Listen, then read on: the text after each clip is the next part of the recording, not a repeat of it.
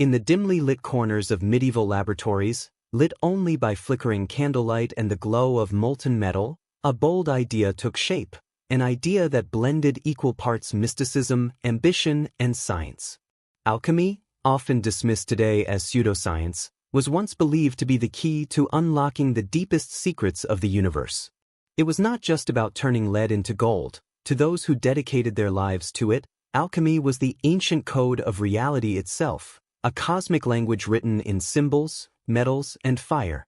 And among the most daring of its ambitions was the creation of something unprecedented in the history of warfare, a world-changing superweapon.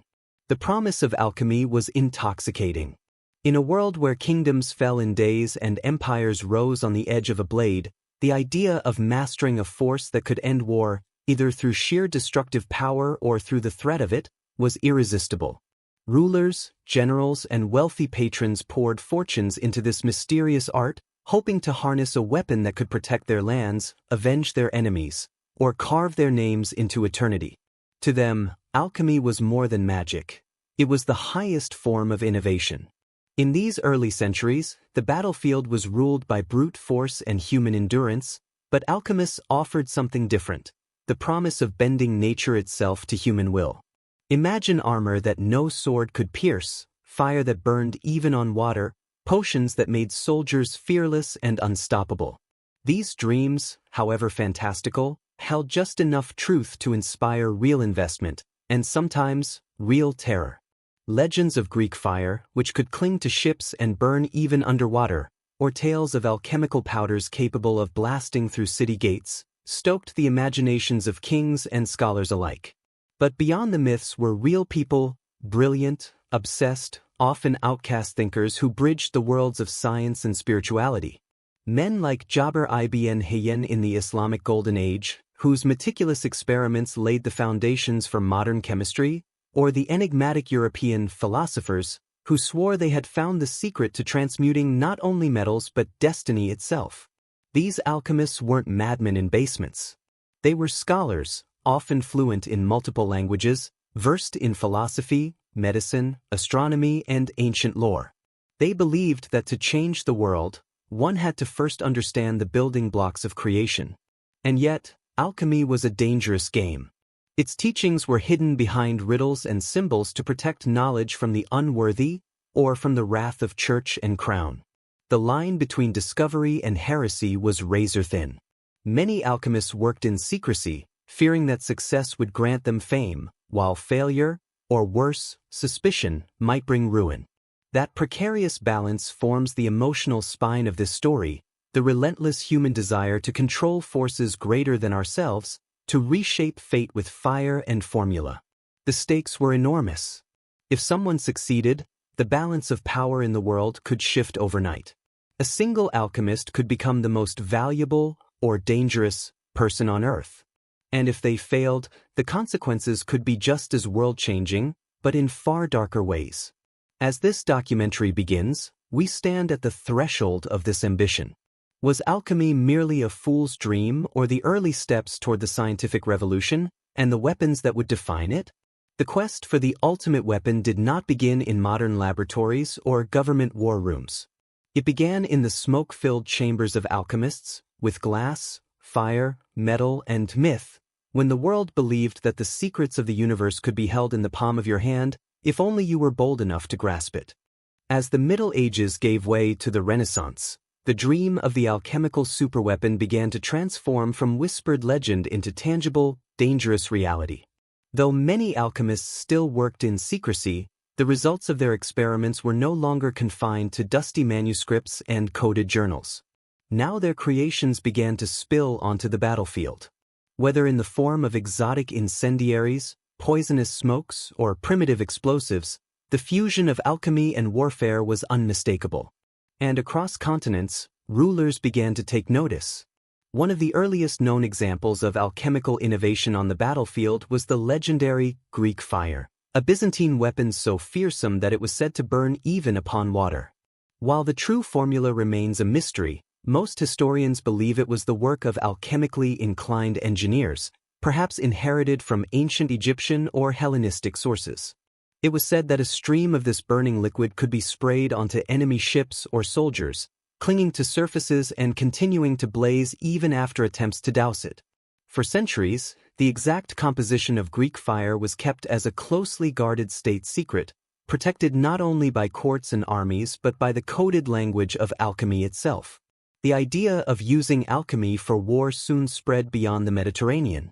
As China pioneered the refinement of gunpowder, forged in the crucible of Taoist alchemical traditions, Mongol leaders recognized its terrifying potential. Early recipes for what was called fire medicine were discovered by alchemists seeking elixirs of immortality, a bitter irony, as this discovery would ultimately lead to one of the world's deadliest inventions. Mongol warlords eagerly employed rudimentary explosives, fire arrows, and early grenades, bringing a new level of psychological and physical devastation to cities across Asia and Eastern Europe. Elsewhere, in the shadowy courts of medieval Europe, alchemists were enlisted by kings and dukes desperate to gain an edge in an age of constant conflict.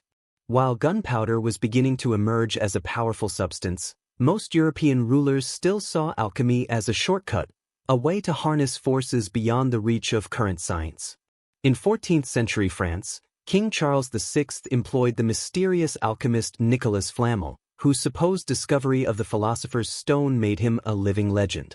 Though stories of his success were likely exaggerated, they reflected a broader reality. Monarchs were increasingly investing in alchemy not because of its spiritual promises, but its military potential. Yet for every partially successful experiment, dozens more ended in failure, madness, or tragedy.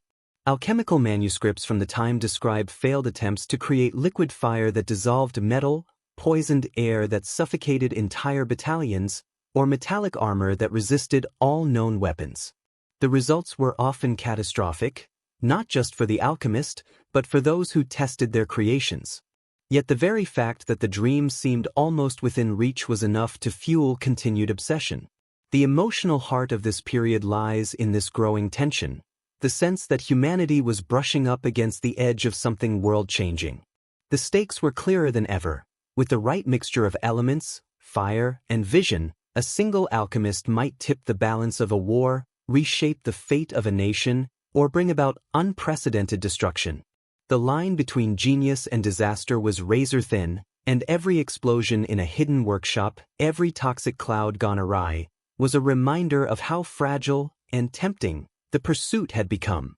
As kings banked their fortunes and armies their lives on alchemical breakthroughs, the dream of a true superweapon seemed closer than ever before. The world was waiting for the one alchemist who would succeed where all others had failed, and in doing so, change the course of history forever. At the heart of alchemy lay a singular, all-consuming obsession, the philosopher's stone. This mythical substance was believed to possess the power to transmute base metals into gold, a goal that symbolized not just wealth, but mastery over the natural world. Yet to alchemists, the stone promised far more than material riches. It was a key to immortality, a weapon of unprecedented potency, and the ultimate expression of humankind's attempt to rewrite the laws of existence. The pursuit of this substance was no mere superstition. For centuries, some of the most brilliant minds in history poured their lives into the quest, convinced that through the correct combination of elements, heat, symbols, and prayer, they could unlock the secret of universal transformation.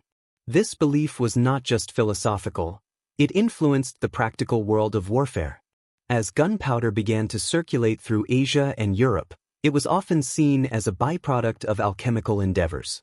Chinese Taoists, in their search for life-extending elixirs, stumbled upon combinations of sulfur, saltpeter, and charcoal that produced explosive power when ignited. These early formulations were crude, but their potential was unmistakable. Soon, military leaders were consulting alchemists, not just for gold, but for new and terrifying ways to harness the forces of fire and pressure. European alchemists, inspired by tales of Eastern powders, began experimenting with their own versions. The knowledge spread through coded recipes and allegorical manuscripts, often intentionally vague to protect the information or to disguise dangerous failures as symbolic transformations. It wasn't uncommon for alchemists to describe their explosive concoctions as dragons that breathe fire or serpents coiled in smoke, metaphors that concealed the deadly consequences of a miscalculation. Behind every coded page was a story of obsession, risk, and sometimes ruin. As alchemical theory evolved, it began to focus increasingly on the balance of elements. Fire was the active agent of change, earth the body, water the mediator, and air the breath of life. This framework, applied to both metals and mortal flesh, gave alchemists a way to justify their dangerous experiments. If one could balance the elements correctly, they believed anything could be transformed. Copper into gold, poison into medicine, gunpowder into divine fire.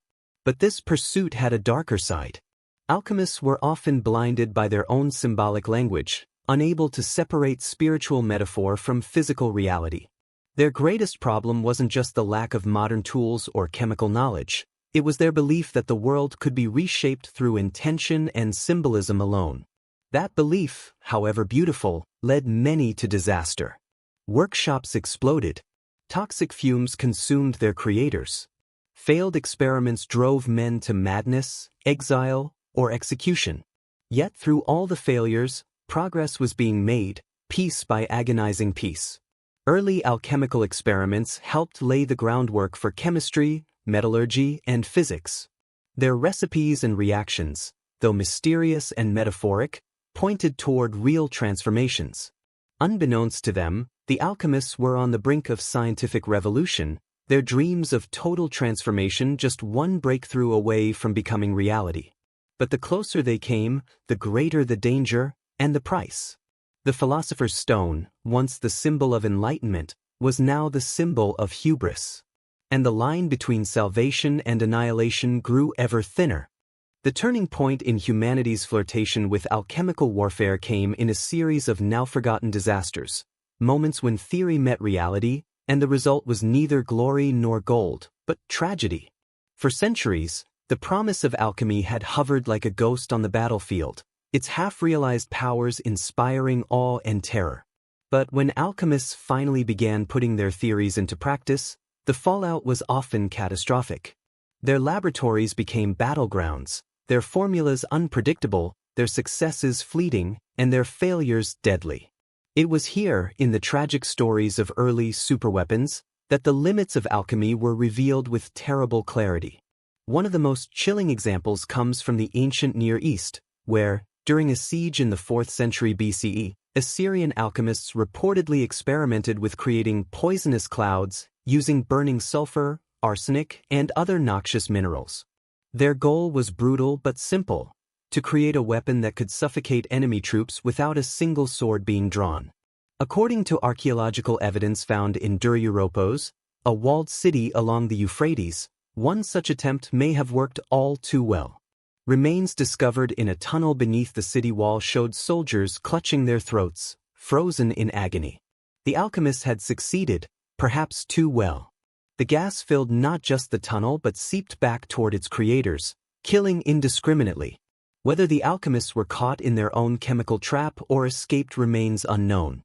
What is clear is that their invention was uncontrollable, a precursor to modern chemical warfare born centuries too early. Even more haunting are the tales of those who attempted to build fire-resistant armor, an invention that would have seemed like a miracle to armies of the Middle Ages. In 15th century Europe, an alchemist known only as Marcus the Black claimed to have impregnated leather armor with a secret solution that made it immune to flame. His patron, eager for an edge in the ongoing conflicts of the Balkans, demanded a demonstration. A volunteer was chosen, clad in the treated armor, and set alight before a gathered crowd. As the flames leapt and the smoke rose, the impossible seemed to be happening. The armor held. The crowd cheered. Then the cheering stopped. Though the armor did not burn, the man inside did. The heat had nowhere to escape. The soldier suffocated, burned alive within the very invention meant to protect him. Marcus the Black disappeared soon after, either from shame or fear of reprisal. In the wreckage of his experiment lay a harsh truth. The push for invincibility often leads only to new forms of vulnerability.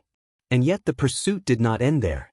In the 16th century, German alchemist and friar Berthold Schwarz, often credited, perhaps mythically, with refining gunpowder in Europe, began experimenting with mixtures meant to produce greater, more concentrated explosions. His work inspired a new generation of alchemists eager to move beyond powders and into the realm of controlled blasts.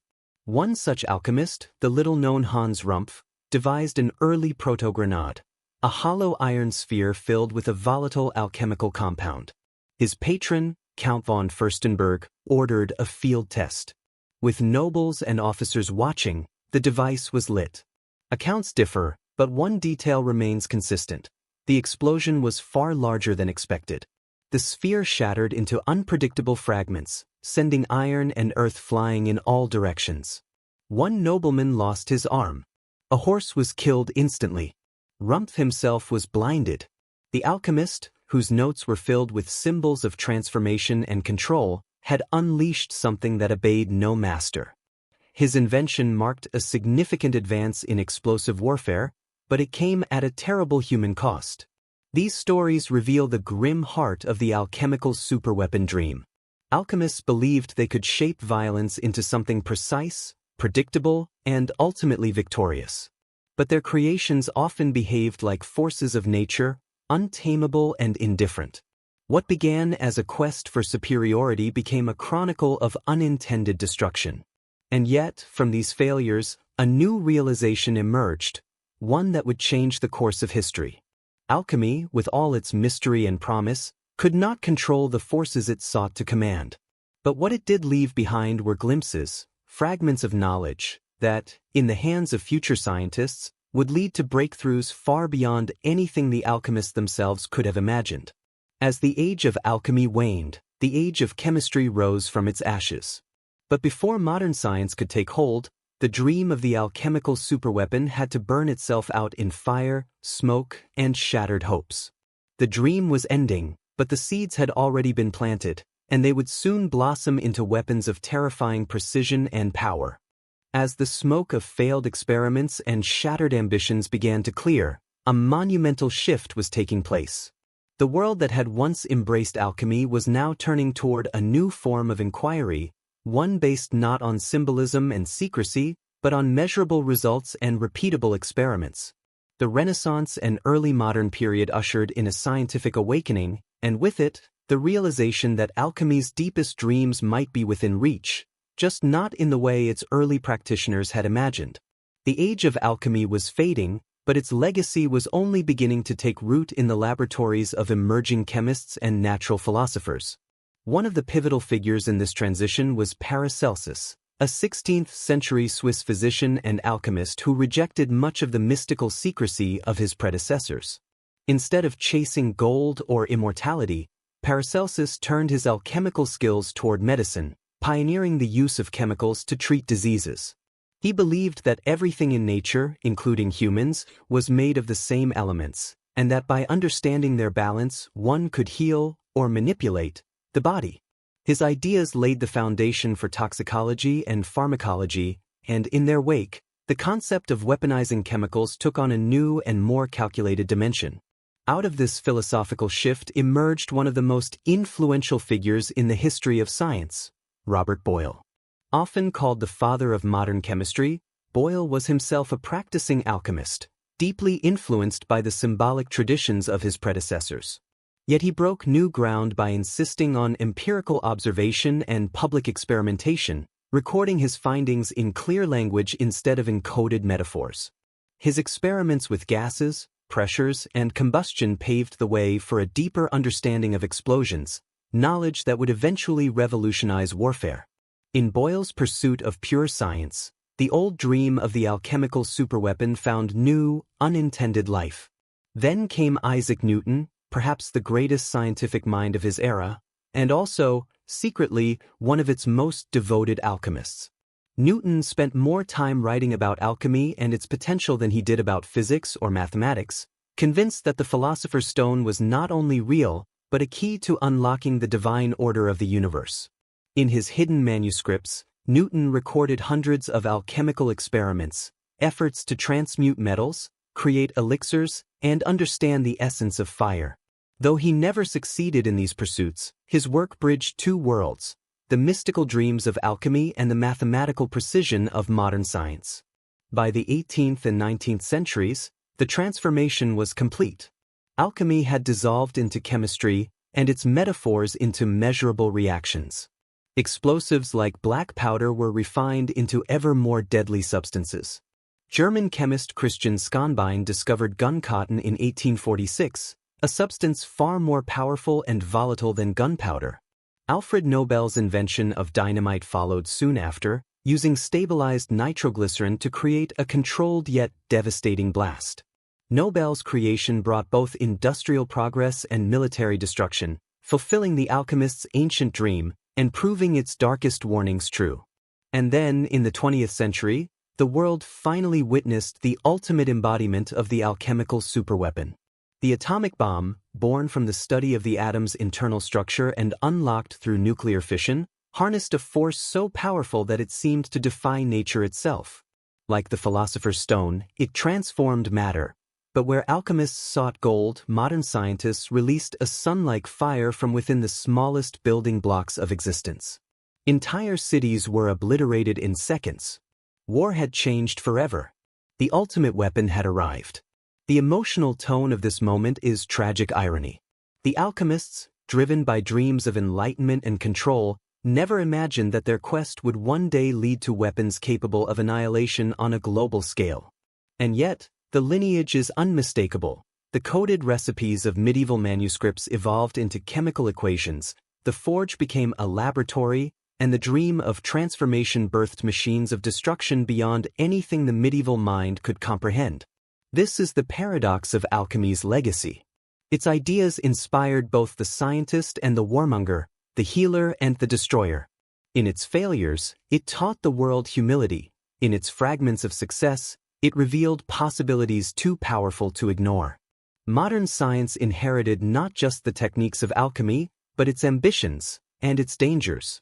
As the 20th century closed, humanity stood at a crossroads the alchemists could never have foreseen. We had gained the power to reshape the world at the most fundamental level, but at the cost of carrying the burden of that knowledge. The ancient question remained: could such power ever be used for the good of all, or was it destined, as the alchemists feared, to consume those who sought to wield it? As the age of alchemy faded into history, its deepest ambition, the mastery of nature, lived on. Today, we see that very dream reborn in laboratories working on nuclear weapons, genetic manipulation, artificial intelligence, and biotechnology. In the same way alchemists sought the philosopher's stone to transform matter and conquer illness or death, modern science now seeks tools that could potentially reshape life itself. But with this power comes a chilling echo of the past: the risk of unleashing forces we cannot fully control. The atomic bomb marked the first true realization of an alchemical dream, a single device with the power to end wars or end worlds. Oppenheimer's fateful words, "Now I am become death," may as well have been whispered by an alchemist watching his own creation spiral beyond intent. That legacy still matters. The lesson of alchemy isn't simply that humans desire power, it's that we struggle to wield it responsibly.